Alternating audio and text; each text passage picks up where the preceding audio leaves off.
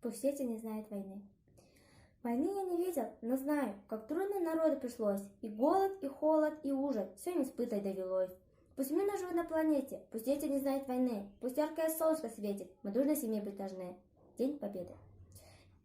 Майский праздник День Победы отмечает страна, надевая наши деды боевые ордена. И с утра зовет порога на торжественный парад, и задумчивость с пороги вслед им бабушки глядят.